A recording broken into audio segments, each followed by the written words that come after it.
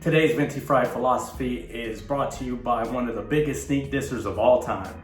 Hold up. Before you go and call up the homies, I'm talking about your own brain. Let's talk about what imposter syndrome is and how you can Mortal Kombat finish it while in tech.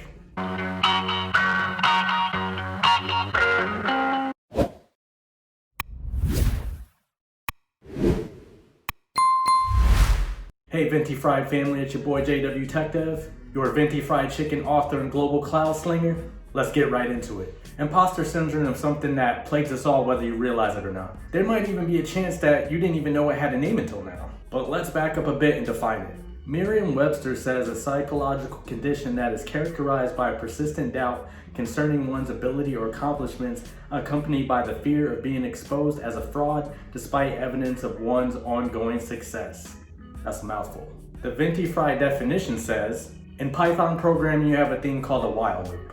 Really in all programming. A while loop is a control flow based on a condition. It's called a while loop because it will continue to run while the condition is still true. But Josh, what the hoss does that have to do with mental health?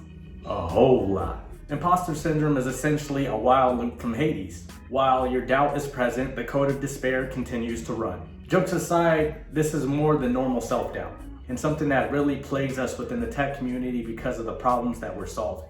But there's good news. While loops stop when a condition stops meeting that criteria. In our case, we can use certain tools to break out of that while loop as we change our condition. Here are 3 ways I've been able to Marvel vs. Capcom imposter syndrome during my tech career. 1.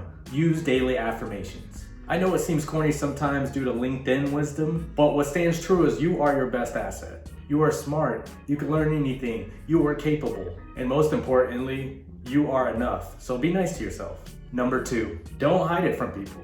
Find the people that you trust and tell them exactly how you feel. Chances are the perception of yourself are really wrong. Having someone outside of yourself can separate the real from the fake. My wife and friends help me from beating myself into oblivion because I communicate. Number 3, realize part of the process is not knowing.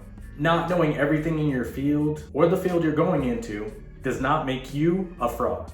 Example, I'm in cloud, which is on the biggest bleeding edge there is. Amazon comes out with a new service probably every 10 minutes, it feels like. If I base my well-being off of knowing everything about there is to know on Amazon, then I would be in the fetal position every 5 minutes. I guess every 10 minutes based on the math I just said before that.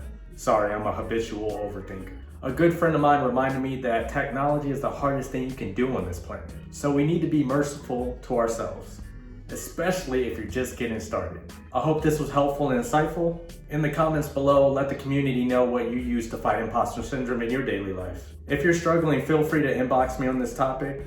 Like, subscribe, we got a new Python video coming on Friday. We cooking now.